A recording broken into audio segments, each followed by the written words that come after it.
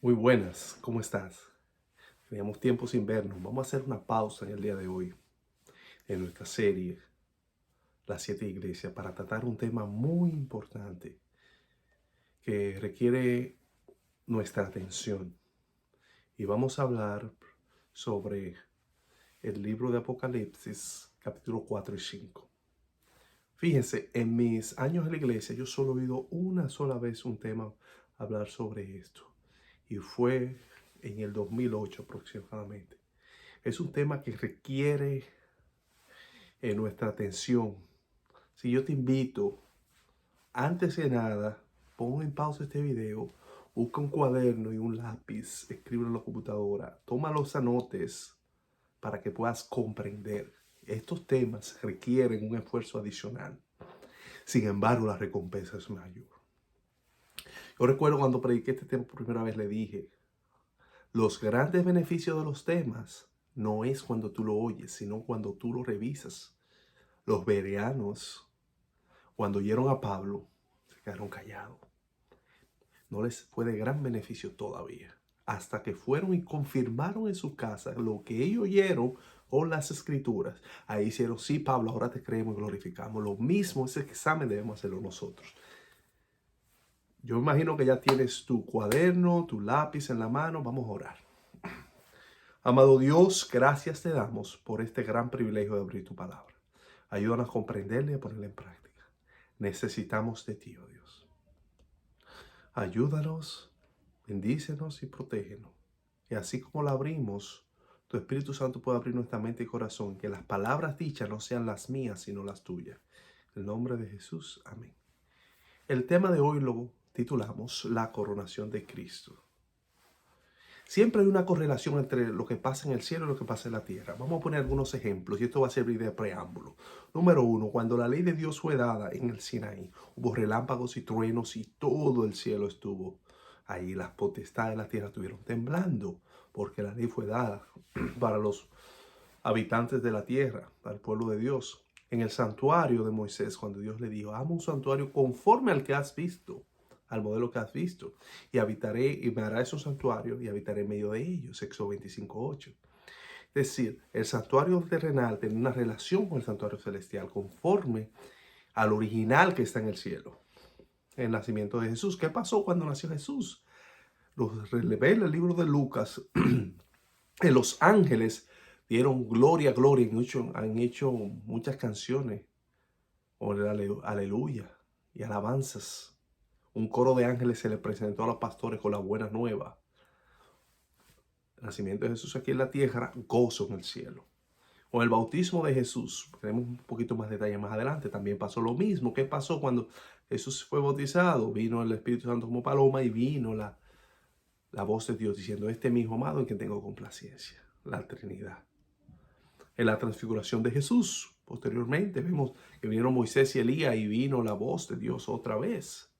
Cielo y tierra. Y en la muerte de Jesús todavía vemos que cuando Jesús murió, dijo, Dios mío, ¿por qué me has desamparado? Después vino una gran oscuridad. Sin embargo, en ese momento Dios estaba allí en el pie del Calvario. Dice la inspiración a través de su profeta, Elena de White, que Dios estaba allí. Él bajó allí mismo a presenciar en persona. Los ángeles estaban esperando nada más la llamada, pero Dios nunca le dio la autorización. Y era tanta oscuridad que no se podía ver ni siquiera uno a la propia mano. Porque si Dios se hubiera dejado ver por los mortales, se hubiera muerto. Dicho esto, vamos a entrar en materia. Y el propósito, sobre todo, en este tema es establecer la importancia del sacrificio de Jesús para revelar los acontecimientos del tiempo del fin y proveernos salvación y seguridad. De hecho, si usted le pregunta a la mayoría de los cristianos y muchos adventistas, dicen, oh no, en la cruz del Calvario estuvo pagado y estuvo completo el plan de redención. ¿Verdad que has oído esto? O de una manera similar, ¿verdad que has pensado en esto? Pero es que es correcto, no. Esa es la primera fase. Es tan importante esa fase como la segunda. Porque ahora dice la Biblia, tenemos tal sumo sacerdote allá en los cielos que puede compadecerse. Solo comenzó el ministerio terrenal. Aquí en el cielo Jesús se presentó como la ofrenda. en el altar del sacrificio. Y esa ofrenda tenía que presentarse allá en el cielo. Y vamos a ver sobre eso. Y vamos a dividir el sermón en dos partes, estudio. Uno, el trono de Dios, y segundo, la coronación de Jesús. Si abrimos el libro de Apocalipsis, capítulo 4, te invito a que tú lo leas despacio. Parafraseado, dice Juan que yo vi una puerta abierta y fui allá y vi un trono y uno sentado sobre el trono. Y hay una descripción, vi un arco iris de la promesa. Esta descripción del trono de Dios es muy similar a la de Ezequiel.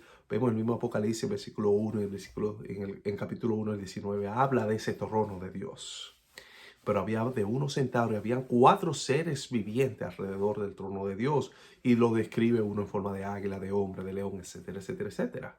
Menciona también 24 ancianos. ¿Quiénes son? Vamos a verlo más a detalle. Pero fíjense, y habla de los 7 espíritus. Todo está bien. Pero la pregunta es, ¿y Jesús? No aparece ahí. Habla de un anciano de día, uno como anciano de día, parecido a la descripción de Daniel 7. Pero no aparece Jesús. ¿Y los ángeles? Fíjense que habla de 4 seres vivientes. En el cielo no hay 4 ángeles. Hay muchos más. Esos 4 seres vivientes son querubines y serafines. Entonces nos faltan 2 piezas elementales, los ángeles y Jesús. Y vamos a descubrir también quiénes son esos 24 ancianos. Mucha interpretación se han dado. Vamos a ver el versículo 4. Vamos a leerlo literalmente. Abre tu Biblia ahí donde está. Apocalipsis 4:4. Y alrededor del trono había 24 tronos. Y sentados en los tronos a 24 ancianos, vestidos de ropa blanca, con coronas de oro en sus cabezas. Hay varias interpretaciones sobre eso. Primero hay algunos que dicen que son ángeles. Es una interpretación popular dentro de la iglesia adventista. Sin embargo, esa descripción no es muy improbable. Primero, porque no se habla de ángeles en trono. Segundo, porque regularmente los ángeles no son vestidos con ropas blancas en el cielo, ni con coronas de oro en su cabeza. Por eso es la menos probable de las 3. La segunda opinión, que es muy popular, que es de redimidos, que fueron esos redimidos que menciona Mateo 26 y 27, que resucitaron. Recuerden, cuando Jesús murió, ¿qué pasó? Se abrieron las tumbas, según vemos en el libro de Mateo. Pero estos no resucitaron hasta que Jesús resucitó y subieron al cielo con él. Pero aquí hay un detalle. Ellos son seres, pueden tener ropa blanca y pues van a tener corona de oro también con Jesús. Pero hay un detalle. Fíjense que aquí no está Jesús. Entonces, ¿cómo si no está Jesús pueden estar los redimidos previo a él? Entonces no tiene mucho sentido. Hay una cita poderosa que nos va a aclarar bien. Pero vamos a entrar a la tercera interpretación, que es la que nosotros, un servidor, la mayoría de los miembros de este canal creemos. Son representantes celestiales del concilio celestial. Así como en el cielo, en la tierra había el concilio Sanedrín, así en el cielo había un concilio celestial. Si vemos en el libro de Job, capítulo 1, versículo 6, ¿qué nos dice? Un día vinieron a presentarse delante de Jehová los hijos de Dios, entre los cuales vino también Satanás. Fíjense, los hijos de Dios fueron allá a presentarse ante Dios en el gran... Y Satanás estaba allí. Eso en Job. Job fue el primer libro escrito en la Biblia. Entonces, ¿qué nos quiere decir esto? En el cielo siempre se refiere como un concilio. ¿Por qué Satanás estaba allí? Eso es un tema de otra discusión, pero vamos a decirlo de manera resumida, y es, cada mundo tiene un representante. El representante de esa tierra era Adán. Pero ¿qué pasa? Al él pecar, se hizo siervo del pecado y de Satanás. Y Satanás usurpó su lugar. Por eso tenía acceso al reino de los cielos. Posteriormente, cuando Jesús vino, dijo, y vi a Satanás caer un rayo. Y de Apocalipsis dice 12, y fue echado fuera el gran dragón, la serpiente antigua, el acusador de vuestros hermanos. Fue echado en la cruz del Calvario, fue echado. No antes. Él tenía acceso porque es un usurpador. Por eso Jesús se refiere a él como el príncipe de este mundo. Y él le ofreció los reinados de esta tierra a Jesús en la tentación, Mateo 4. Vamos a ver 2 citas poderosas de la hermana White que nos hablan claro sobre esto. El deseado toda la gente, página 772, nos dice: Todo el cielo estaba esperando para dar la bienvenida al Salvador a los atrios celestiales. Fíjense en el contexto de la ascensión de Cristo, es eso que está hablando. Mientras ascendía, iba adelante y la multitud de cautivos libertados en ocasión de su resurrección le seguía. Es decir, Jesús iba adelante y venían los cautivos atrás. La hueste celestial, con aclamaciones de alabanza y canto celestial, acompañaba el gócito séquito. ¿Qué nos está diciendo el hermano White? Aquí nos habla de los tres elementos. Jesús, el que falta en Apocalipsis 4, la hueste de ángeles que no está ahí, que está acompañando a Jesús, y junto con los redimidos, los libertados, las primicias. Es decir, que esos 24 ancianos no son esas primicias, está descartado. Y vamos a ver ahora en el mismo capítulo, en la página 773 del Deseado de toda la gente, nos dice: allí está el trono y en derredor el arcoíris de la promesa. Está hablando Apocalipsis 4, ese es el lenguaje. Allí están los querubines y los serafines, los 4 seres vivientes, los comandantes de las huestes angélicas, los hijos de Dios, los representantes de los mundos que nunca cayeron, están congregados. Fíjense, el concilio celestial. Del cual Lucifer había acusado a Dios y a sus hijos, los representantes de aquellos reinos sin pecado sobre los cuales Satanás pensaba establecer su dominio. Todos están allí para dar la bienvenida al Redentor. Gloria a Dios. Sienten impaciencia por celebrar su triunfo y glorificar a su Rey. Qué claro. Gloria a Dios. Yo alabo a Dios porque tú has escondido esta cosa a los grandes, los sabios, y nos has revelado a nosotros a través de tu sierva Elena de White. Óyeme, ¿qué haríamos nosotros sin Elena? Y así un sinnúmero de herejes que viven sosacando y sominando, tratando de meter cizaña. Le dimos un video anterior, le dio una respuesta a John Pablo, le explicamos contundentemente y esperamos que él se arrepienta. Y ese tema ya lo predicamos en inglés y esperamos que le llegue, porque con Elena esa es la profeta de Dios. Y hay otro, un tal Natanael, el hermano Pupi lo mencionó, un ex adventista, que se puso a hablar de una manera sutil y socavando. Y eso la hermana White lo habló, y en otra ocasión vamos a tratar un poquito más sobre eso. Volviendo al punto, ¿dónde está ubicado el trono de Dios? Si yo te pregunto, ¿dónde está Dios? ¿Dónde está Jesús? Yo he preguntado esto mucho, he hecho como una encuesta así práctica. ¿Qué tú piensas si alguien te pregunta, ¿dónde está Jesús? Yo le pregunto a un niño, te dice en el cielo. Eso está bien, está en el cielo. Pero más específico, vamos a ponerle un zoom. Está en el tercer cielo. Mucha gente dice, sí, claro, el tercer cielo del que habla Pablo. Pero ¿qué hay allí? La santa ciudad, la Nueva Jerusalén. Muy bien. Solamente eso. ¿Qué dijimos? Jesús, ministro del verdadero santuario celestial que estableció Dios y no el hombre, está en el santuario celestial, allá en el cielo, en la santa ciudad. Fíjense que el trono de Dios y el santuario están íntimamente relacionados y vamos a ver algunos detalles importantísimos. Entonces, pero si ponemos más precisamente, ¿en qué parte del santuario? ¿En los atrios? ¿En el lugar santo o en el lugar santísimo? ¿En qué parte está? Quizás tú pensarías en el lugar santísimo. Ahí fue que subió Jesús. Pero la pregunta que te voy a hacer, si Jesús subió al trono de Dios y el trono de Dios estaba en el lugar santísimo, es decir, Jesús entró de una vez por siempre al lugar santísimo, ¿verdad? Y en 1844, ¿dónde entró Jesús? Al lugar santo. Del lugar santo al lugar santísimo. Entonces, indica que no pudo haber entrado al lugar santísimo de una vez, porque no tiene sentido entrar al lugar santísimo para después en 1844 volver a entrar al lugar santísimo. No tiene sentido. No te inquietes que lo vamos a explicar con la Biblia y el Espíritu de Profecía. El conflicto de los siglos, página 410. Los lugares santos del santuario terrenal están representados por los 2 departamentos del santuario terrenal. Cuando en una visión le fue dado al apóstol Juan que viese el templo de Dios en el cielo, ¿qué contempló allí? Dice, 7 lámparas de fuego ardiendo delante del trono. Apocalipsis 4, 5, una cita precisa. Pero ¿dónde están las 7 lámparas de fuego? ¿Dónde estaban las lámparas en el santuario terrenal? En el lugar santo, el lugar santísimo. En el lugar santo habían 3 muebles específicamente: el candelabro de oro, el altar del incienso y la mesa de los planes de proposición. A eso que se refiere. Sigue diciendo la hermana White.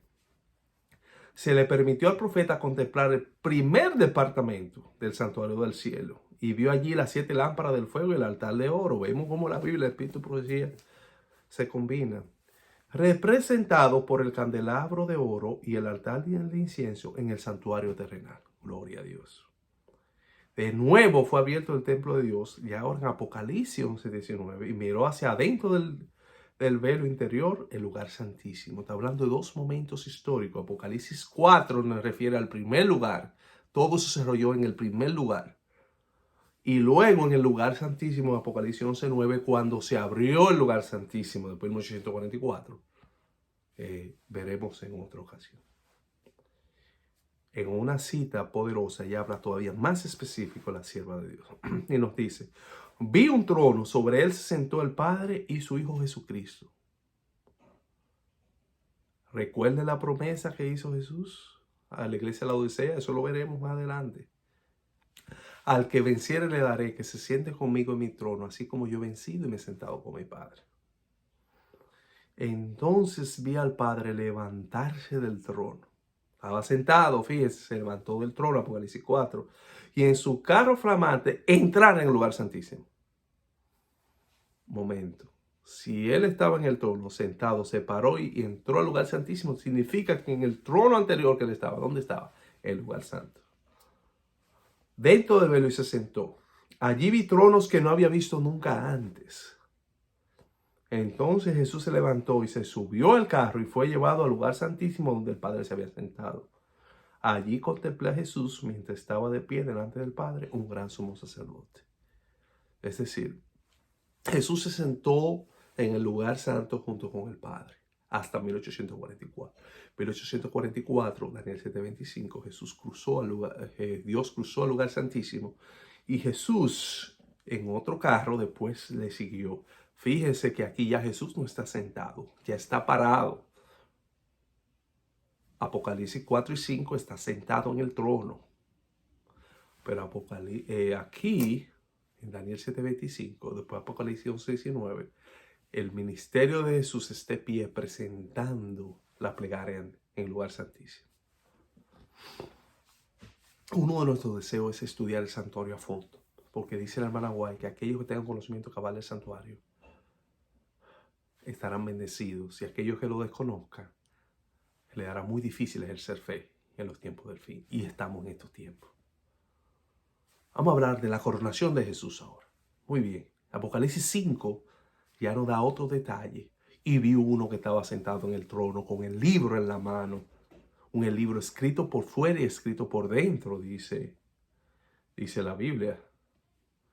Y dice, pero no preguntó, oyó una voz diciendo, ¿quién es digno de abrir el libro? Y no se halló nadie, ni en el cielo ni en la tierra, que era digno. Y yo, Juan, me puse a llorar con gran llanto. Y nos sigue diciendo. Versículo 5. Y uno anciano dijo, no llores. He aquí que el león de la tribu de Judá, la raíz de David, ha vencido para abrir y desatar sus sellos. Pero de repente él fue y vio un cordero que estaba de pie como inmolado. ¿Qué hemos dicho hasta aquí? Fíjense, ¿cuántas veces tú has visto un hombre ya llorar después de viejo? No estamos hablando de un muchachito de 15 años. Este apóstol Juan, en su ancianato, ya estaba por arriba de los 80 años. Un cristiano maduro de más de 60 años de experiencia. Ningún otro apóstol tuvo caminar tan largo con Jesús, el apóstol, el discípulo amado, el apóstol del amor, pero llorando como un niño. ¿No te cae a ti en intriga por qué estaba llorando? ¿Qué tiene ese libro que es tan importante? Es una pregunta que yo siempre me hago. ¿Qué tiene ese libro? ¿Por qué lloré? ¿Cuál es el sentido? Ok, si no se abre, ¿qué? Vamos a ver en detalle ese libro. La Biblia habla de varios libros, de hecho. Habla del libro de la vida. Hay varios versículos. Por ejemplo, en Éxodo, Dios le dijo, perdona a este pueblo si no ráeme del libro de la vida. También nos menciona sobre el libro de la vida, nos habla Jesús en Lucas 10. No os regocijéis de que los demonios os obedecen, os someten, sino de que vuestros libros están escritos en el libro de la vida. Apocalipsis 19 también nos dice, se abrieron aquellos que estaban inscritos en el nombre de la vida. También nos habla del libro de memoria. Nehemías habla sobre eso. El libro de la muerte, el libro de la ley. Es decir, el libro de Deuteronomio, el libro del pacto, las dos tablas, el libro de las genealogías, donde se verificaba el linaje de los israelitas. Vamos a ver algunos detalles específicos en Deuteronomio 31, 24, 26. Deuteronomio 31, 24, 26, que nos dará luz sobre este libro en particular. Y cuando acabó Moisés de escribir las palabras de esta ley en un libro hasta concluirse, dio orden a Moisés a los levitas que llevaban el arca del pacto de Jehová, diciendo, tomad este libro de la ley y ponedlo en el arca del pacto de Jehová vuestro Dios, y esté allí por testigo contra ti. Y dijo, tomad este libro y ponedlo al lado del arca del pacto de Jehová nuestro Dios, y esté allí de testigo contra ti. Fíjense, ¿qué nos quiere decir? Dios mismo a través de Moisés dice, este libro de Deuteronomio, ponlo ahí al lado del arca. Y este libro, la función va a ser testigo contra ti. ¿Por qué? Porque Jesús sabía, Dios y el mismo Moisés, que el pueblo se iba a olvidar y se iba a apartar. Ese libro iba a testificar contra el pueblo de Dios. Este original estaba allí para testificar en contra del pueblo de Dios. Sí, desobedecía. Pero no tan solo había ese original. También nos hablan de Deuteronomio 17, 4, 5 y 18, 20. Cuando dijo Dios, refiriéndose cuando el pueblo iba a elegir rey, lo previó años y años antes, le dijo, al que Jehová tu Dios escogiere, de entre tus hermanos pondrás rey sobre ti. No podrás poner sobre ti a hombre extranjero que no sea tu hermano. Primer elemento. Tiene que ser parte del pueblo de Dios. Vemos el libro de la genealogía, recordamos el libro de Nehemías, que fueron apartados del pueblo del sacerdocio, aquellos que no pudieron probar su genealogía pura. Y cuando se siente sobre el trono de su reino, entonces escribirá para sí en un libro una copia de esta ley, del original que está al cuidado de los sacerdotes levitas, y lo tendrá consigo y leerá en él todos los días de su vida, para que aprenda a temer a Jehová su Dios, para guardar todas las palabras de esta ley y estos estatutos para ponerlos por obra. ¿Qué nos quiere decir aquí? Vimos el primer elemento, pero el segundo elemento era que en la parte de la coronación era recibir el libro. Y ese libro iba a ser su manual de lectura y de regirse por ese libro. Y su reino iba a ser conforme a ese libro. Y fíjense que hay dos, una original y una copia. La copia tenía que ser del original, tenía que contrastar. Esos son detalles importantes. En Deuteronomio 1, 2 y 5 nos menciona de cuando Dios le ordena a Moisés que ponga las arcas del pacto, que las ponga en el arca del pacto. Y están allí hasta el gran día de Dios. Sabemos que el arca del pacto está escondida. Pero esas tablas estaban escritas por dentro y por fuera. Eran conforme a un original que está en el cielo. Pero, ¿qué nos quiere decir? ¿Qué tiene que ver esto con todo el libro? Dejemos que la inspiración nos hable. La sierva de Dios nos dice, allí en su mano está el libro, refiriéndose a Apocalipsis 5, el rollo de la historia de las providencias de Dios, la histórica profética de las naciones y de la iglesia. Allí estaban contenidos los pronunciamientos divinos, su autoridad, sus mandamientos, sus leyes, el consejo simbólico entero del Eterno y la historia de todos los gobernantes de la tierra. El lenguaje simbólico se encontraba en este rollo, la influencia de cada nación, lengua y pueblo desde el principio de la historia hasta su cierre. Es decir, si ese libro no se abría, no se podía determinar quién era parte del pueblo de Dios. Contenía la genealogía. ¿Qué iba a pasar en las naciones? Recordamos que el rey iba a asumir esa maldición en sí. Tenía que ser hermano de nosotros. Los pronunciamientos de Dios, las leyes, toda la historia de los gobernantes estaba ahí. Si el original no se podía abrir, no había salvación. Por eso era que estaba importante. Dirá Juan, por todos estos años lo tengo perdido. ¿Y qué es lo que va a pasar? ¿Cómo va a reivindicarse el nombre de Dios y de su pueblo? Y nos habla de 7 sellos. Está vaciado con 7 sellos. Hay un detalle, que por razón de tiempo lo vamos a sumarizar, hacer un resumen. En Jeremías 32 nos habla de una transacción legal donde había un original y una copia. Eso lo vemos, por ejemplo, en Dominicana en los actos de venta. Cuando usted hace un acto de venta de un vehículo, de un inmueble, hay un original que se queda el comprador, que demuestra la propiedad y con eso va y saca su título, su matrícula. Pero hay una copia que va al registro, ya sea al registro civil o al tribunal de tierra. ¿Cuál es el sentido de eso? Contrarrestar que la copia del comprador es auténtica. Si, por ejemplo, yo le vendía un vehículo a José y luego me negaba o moría y venía mis herederos, reclamaba, José tenía un documento, un acto de venta en sus manos, decía, atestiguando eso. Pues yo puedo decir, no, eso no es legal, está falsificado, cualquier cosa. Pero eso se contrarrestaba con el original guardado. Por eso nos dice que la tabla de la ley estaba escrito por lento y por fuerte, es decir, que nadie podía escribir, estaba completo. Recordamos que hay un original celestial allá en el cielo. Pero ¿por qué no había nadie que era digno de abrir eso? ¿Por qué solo Jesús? Primeramente, la ley de Dios hubo una brecha. Cuando el pecado entró, fue un atentado contra la ley de Dios. Y una de las acusaciones de Satanás era que nadie podía obedecer la ley. Entonces tendría que ser alguien tan santo como la ley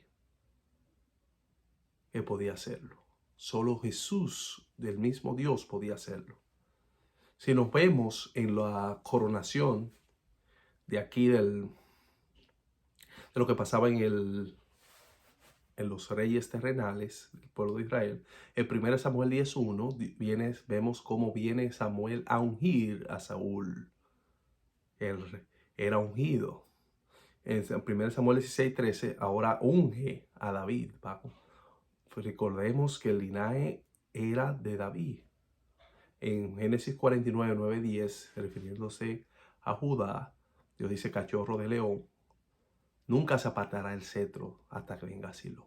Esa era una promesa y Dios se lo confirmó a David. Hay 2 textos muy importantes que se encuentran en 1 Crónicas 27:12, el primero 1, donde Dios le confirma el trono a Salomón. Y en 1 Crónica 29:23 nos dice que el trono en que se iba a sentar era el trono de Jehová. Fíjense, el trono aquí en la tierra era considerado el trono de Jehová, el centro de...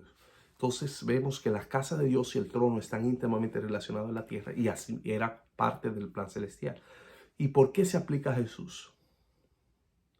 Fíjense que cuando tanto Saúl como David, cuando fueron ungidos, el Espíritu Santo fue sobre ellos y Saúl comenzó a profetizar y David también.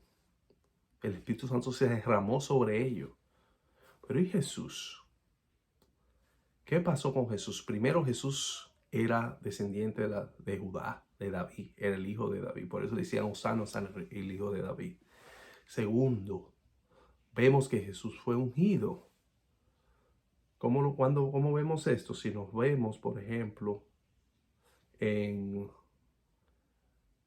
Lucas 4:16, todo lo conocemos muy bien, lo que fuimos conquistadores, lo que dimos la fe de Jesús. ¿Qué dice Lucas 4:16? Él entró a Jerusalén, a Nazaret, como era de costumbre, a la sinagoga, y allí se sentó a leer. ¿Y qué dijo Jesús? Oigan qué palabras más importantes. Versículo 10 y versículo 17. Y se le dio el libro al profeta Isaías, y habiendo abierto el libro, halló el lugar donde estaba escrito: El Espíritu del Señor está sobre mí, por cuanto me ha ungido para dar buenas nuevas a los pobres. Me ha enviado a sanar a los quebrantados de corazón, a pregonar libertad a los cautivos, a visitar a los ciegos y a poner en libertad a los oprimidos, a predicar el año agradable del Señor.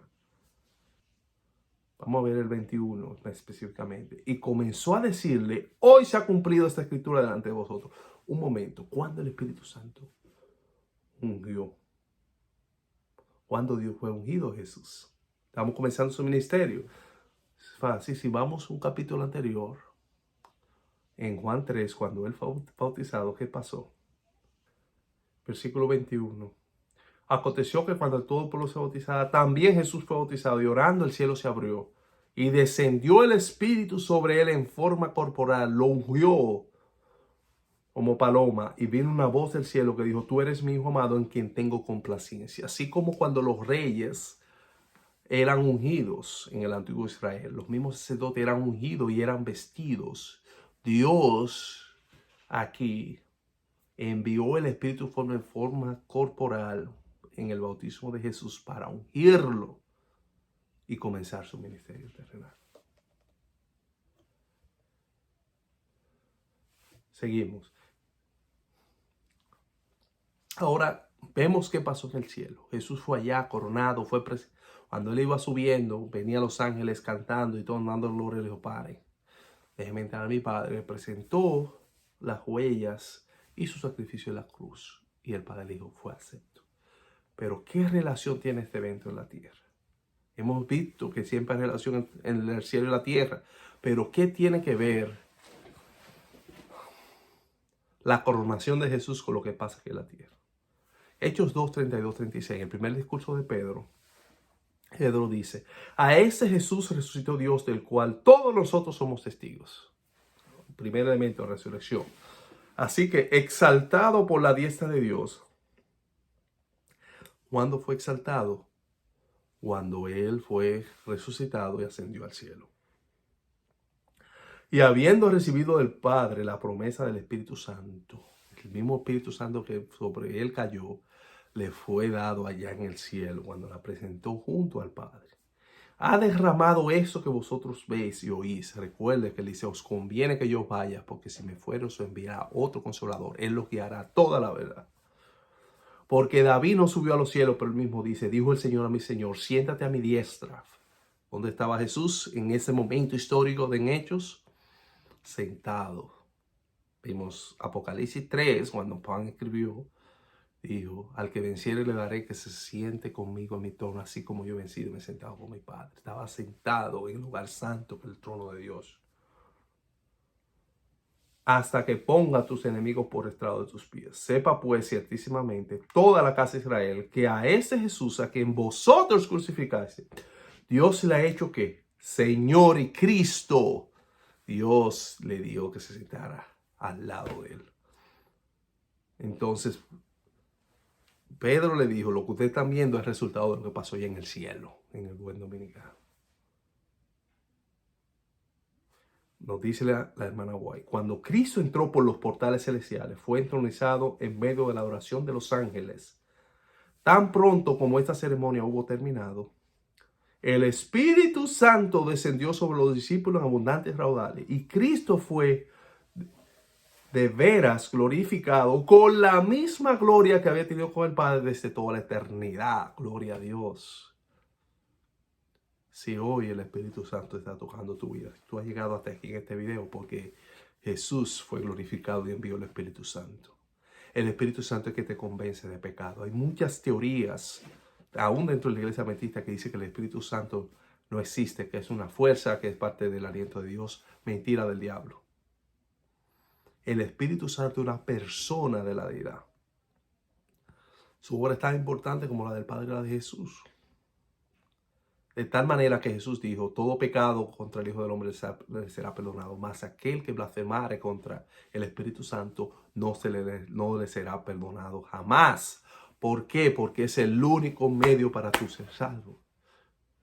Si cuando alguien te predica y tú te cierras, tú todavía quizás tenga tiempo para la gracia, pero cuando tú le atribuyes a Belcebú, a Satanás, la obra de Dios, cuando tú cierras ya, te empecinas en esos pecados, tú le estás cerrando la voz. Ojalá y no sea tu caso. Y no lo creo, porque si hasta aquí tú has llegado, es porque Dios te está tocando. Y Dios quiere llevarnos para el cielo, donde está Jesús. Sigue diciendo la cita. El derramamiento pentecostal era la comunicación del cielo de que el Redentor había iniciado su ministerio celestial. Gloria a Dios. De acuerdo con su promesa, había enviado el Espíritu Santo del cielo a sus seguidores como prueba de que, como sacerdote y rey, había recibido toda autoridad en el cielo y la tierra y era el ungido sobre su pueblo. Fíjese, él les dijo la promesa: no os vayáis, no salgáis de Jerusalén hasta que hayáis recibido la promesa. Lucas lo escribe en el libro de Hechos, capítulo 1. Pero aquí ya él recibe esa promesa y la manda a sus seguidores. Mira cómo dice, como sacerdote y rey. Jesús inició su ministerio sacerdotal allá en el cielo. Cuando fue aceptado, ahí comenzó a mediar en el lugar santo, en el primer santuario. Y como rey de señores, todavía no ha ejercido totalmente su reinado, porque está esperando venir otra vez. Y está esperando por ti y por mí. Pero Él es el ungido de Jehová. ¿Y nosotros? ¿Cuál es nuestro papel? Recordamos, dijimos que habían dos originales. La ley de Dios de aquí era una copia del original celestial. Así como en el cielo hay un original del santuario celestial, aquí en la tierra había una copia, un modelo. Pero ¿y nosotros? ¿Qué somos? Recordamos que había un contraste entre el original y la copia, y tendría que parecer. Jesús viene a buscar a su pueblo, a buscarte a ti y a mí. Vamos a ver este último texto, que con este vamos a concluir. 2 Corintios 3, 2 y 3. Un texto que muy, muy importante, que lo tengo en la cabeza y he meditado tanto sobre este texto. Nos dice: nuestras cartas sois vosotros, escritas en nuestros corazones, conocidas y leídas por todos los hombres. Es el versículo 2. Fíjate, tú y yo somos cartas, dice, pero ya no escritas en las tablas de la ley, como menciona ahí, sino en nuestros corazones, ese corazón de carne. Pero son cartas abiertas, no tan cerradas como el original guardado, son cartas abiertas, dice, conocidas y leídas por todos los hombres. Lo que tú haces, lo que yo hago, lo ven los hombres y testifican de Dios a través de nuestras buenas obras, pero también podemos ser piedra de tropiezo. Versículo 13. Siendo manifiesto que soy carta de Cristo, aquí Pablo lo expande, expedida por nosotros, carta de Cristo. Cristo le manda, así como le mandaba carta a las iglesias, ahora le está mandando carta al mundo a través de ti, a través de mí. Escritas no con tinta, sino con el Espíritu de Dios vivo, refiriéndose al dedo de Dios, así como Dios con su dedo escribió las tablas de la ley. Ahora aquí Dios le está escribiendo en tu corazón, con ese Espíritu, no en tablas de piedra, sino en las tablas de carne del corazón. Jesús hoy está en el lugar santísimo, verificando los registros celestiales. Hay un juicio donde se confirma si esas cartas escritas, tú y yo, estamos viviendo conforme al original celestial que se encuentra allá en el cielo. Si mi vida es un reflejo de la ley de Dios viviente, si yo por fe vivo conforme a ese ideal, por la fe en ese Cristo. Cuando confiamos en Cristo, aunque hayamos pecado, dice la Biblia, Y no, si alguno hubiere pecado, abogado tenemos a Jesucristo el justo. Y dice, Padre, mi sangre. Edwin ha sido comprado con mi sangre. Sí, él pecó. Jesús no excusa mi pecado. Pero él dice, precisamente porque él pecó, yo vine a morir por él. Yo lo reclamo, él es mío. Jesús nos da el poder para vencer al pecado a través de él. Y Dios quiere dar una vida victoriosa. ¿Cuántos quisieran tener una vida victoriosa en Cristo? ¿Cuántos quisieran reinar con Dios allá en el cielo? Que Dios te bendiga y nos vemos en otra entrega. Vamos a orar. Amado Padre, gracias te damos porque para siempre son tus misericordias. Gracias por este gran privilegio, Dios, de que tú nos das el poder abrir tu palabra, nutrirnos de tu palabra, ver tu gloria, Dios, a través de tu palabra. Así como tú te sentaste en el trono, nos ofrece a nosotros, al vencedor, que nos sentemos allá. Nosotros no podemos vencer ni por nuestros propios esfuerzos, sino por ti. Estos le han vencido por la sangre del Cordero, como dice el libro de Apocalipsis. Es en virtud de ese sacrificio que te suplicamos, oh Dios, que nos ayude a vencer estos temas, oh Dios. Ayúdanos a entenderlo, a comprenderlo, a ponerlo en práctica, a notarlo, a vivirlo, oh Dios, conforme a ti. Bendice a cada persona que está oyendo este tema, tócale su corazón y ayúdanos a estar más cerca de ti, a proclamar estas verdades que el mundo tanto anhela. En el nombre de Jesús. Amén. Bendiciones.